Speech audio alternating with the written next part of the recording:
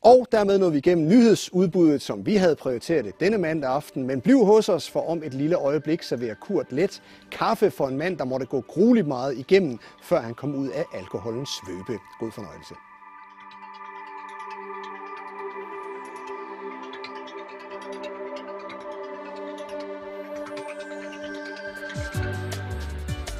Det næste program er produceret i samarbejde med realmælerne i trekantområdet og Broager Sparekasse. Jeg gik ikke i behandling for at blive ædru. Det må jeg sige, jeg ikke gjorde. Jeg gik i behandling, fordi jeg skulle have en pause for det mareridt, jeg var i.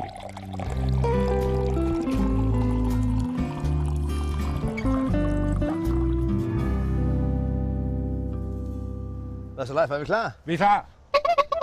Så, kom så. Hey, kom så. Hey. Ja. Så kører vi. Ja, kører vi. I 5-6 år boede den nu 58-årige Leif Østergaard i et primitivt telt, både sommer og vinter. Det primitive liv var lige ham, kun eje det, der var nødvendigt. Men så mødte Leif kærligheden, Susanne. Det primitive blev skiftet ud med det mere mondæne. Nu bor han i en klublejlighed midt inde i Vejle. Jamen altså, nu så du mig, dengang jeg boede i telt, og så du, at jeg gik over til campingvogn. Nu er jeg gået et skridt videre, nu har jeg fået sådan en campingvogn på 4. sal i Vejle. Større er det altså ikke. 30 år med alkohol var tæt på at have ødelagt Leif Østergaards liv. Han drak tæt så godt som hver dag. Et helvede, altså. Bare du spørger mig, så kan jeg stadig mærke det der. Fordi jeg er ikke ked af, at jeg har været det misbrug, der har givet mig en masse, men det var en forfærdelig tid. Leif Østergaard har været ædru alkoholiker i de sidste 14,5 år. Noget, som ikke mindst kæresten er stolt af. Jeg synes, det er fantastisk. Altså, det er jo meget, meget svært at holde, så det er rigtig, rigtig flot, at han kan holde så længe. I 13 år har Leif Østergaard levet af at være alkoholbehandler og terapeut, som ansat vel at mærke. Nu vil han og kæresten, der er lærer i Vejle, sammen starter deres egen behandlingscenter med afvænning af alkoholikere. Det sker her på Asgård ved Balle. Det er et meget stort personligt arbejde. Det er det. Men jeg anser det også for at være glædens arbejde. Når man først kommer i gang, er det vidunderligt at få tingene til at hænge sammen igen og komme fra et liv, hvor man ødelægger alt, til et liv, hvor tingene fungerer igen, og børn og ægtefæller har det godt sammen med den ædru alkoholiker, ikke? Vi brænder for at arbejde med mennesker og hjælpe mennesker, der har været langt ude i et misbrug, og hjælpe dem tilbage til livet. Det er rigtig, rigtig meningsfyldt for os. Kan I så hjælpe? Det tror vi på. Ja, det gør vi. Skal vi have kaffe? Ja, Leif, en gang der var det, du drak betydeligt stærkere end kaffe her, ikke? Ja, kaffen er stadig stærk. Men det, du drak, det var?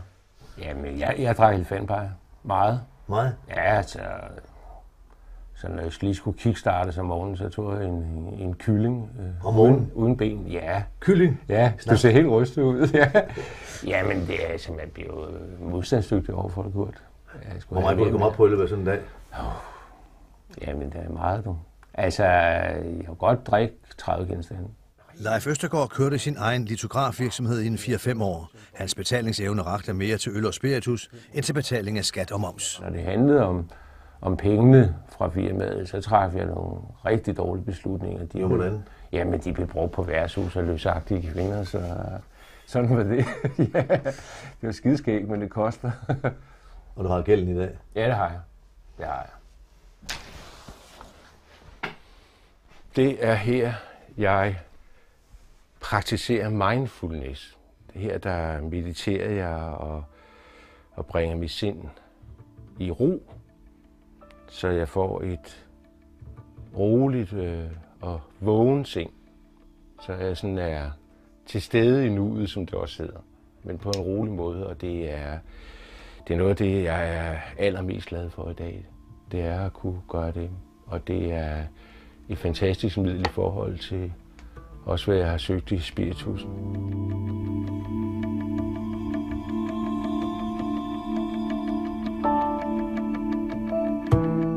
Leif er buddhist og søger den indre ro i meditationen. Det samme gør kæresten. Hun er yogalærer og underviser i, hvordan man finder ind til sig selv. Da jeg mødte Leif første gang, så tænkte jeg,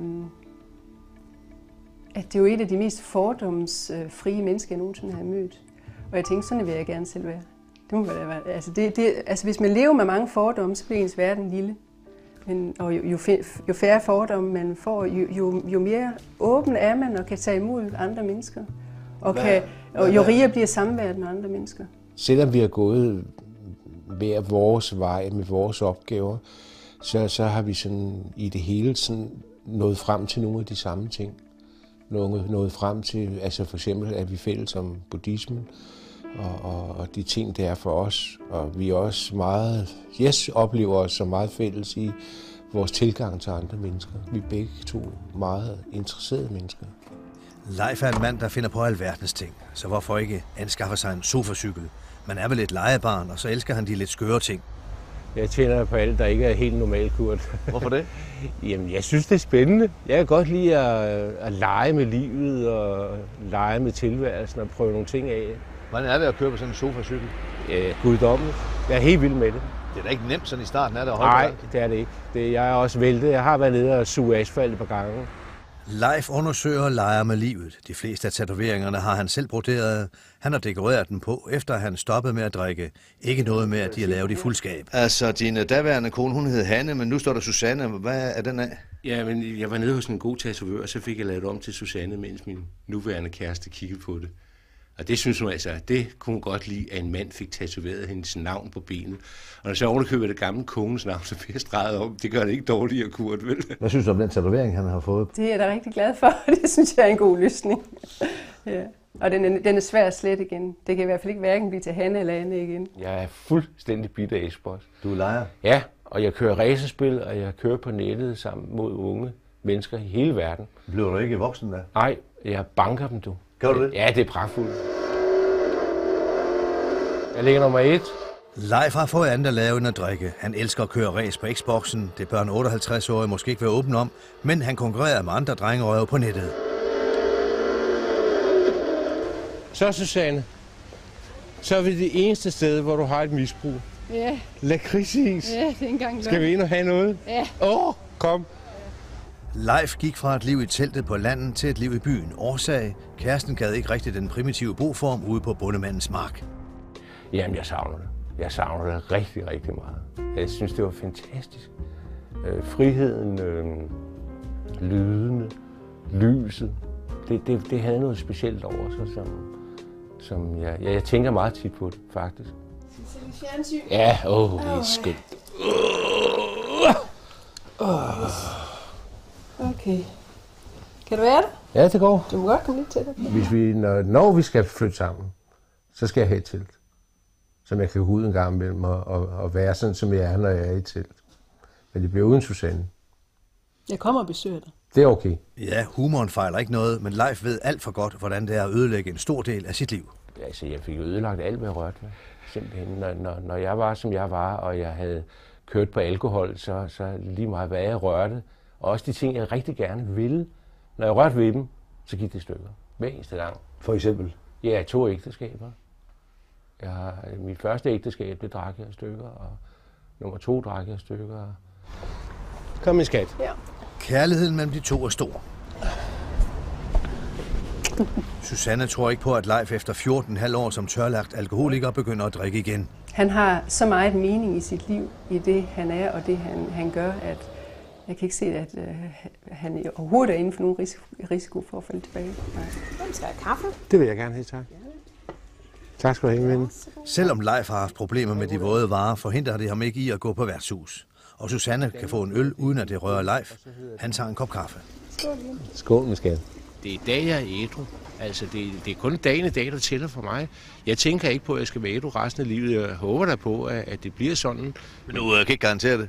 Nej, det kan jeg ikke. Altså, jeg lever kun en dag, det gør jeg. Nu kaster Susanne og Leif sig ud i at være selvstændige med eget behandlingscenter.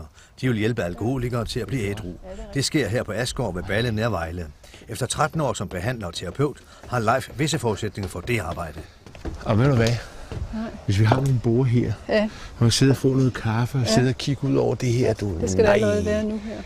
Jamen, jeg tror jo rigtig meget på det, vi er i gang med. Jeg har mange års erfaring fra Minnesota, og det er godt. Og så har jeg optimeret mig her de sidste halve år eller længere med de sidste nye tiltag og fået hjælp af psykologer. Plus at Susanne kommer med en meget væsentlig del. Så hele det der mix, som er det sidste nye, der vil ske inden for behandling af alkoholikere, det tror vi på, og vi brænder for det, og vi glæder os begge to rigtig meget. Hvordan bliver det at skulle behandle alkoholikere, sådan, så de kommer på ret køl igen? Jeg tror, det bliver rigtig, rigtig dejligt. Jeg glæder mig til det. Det gør jeg. Jeg kan ikke tænke på noget, der kunne være mere rart at beskæftige sig med faktisk, og mere givende at beskæftige sig med. Masser af alkoholikere kommer i behandling her forhåbentlig. Hvad er jeres drømme og forhåbning ellers til fremtiden? Jamen det er altså for mit vedkommende at være sammen med Susanne resten af livet. Ja. Held og lykke med det, og tak for i dag. Tak, Kurt. Ha' det godt. Hej. Hej.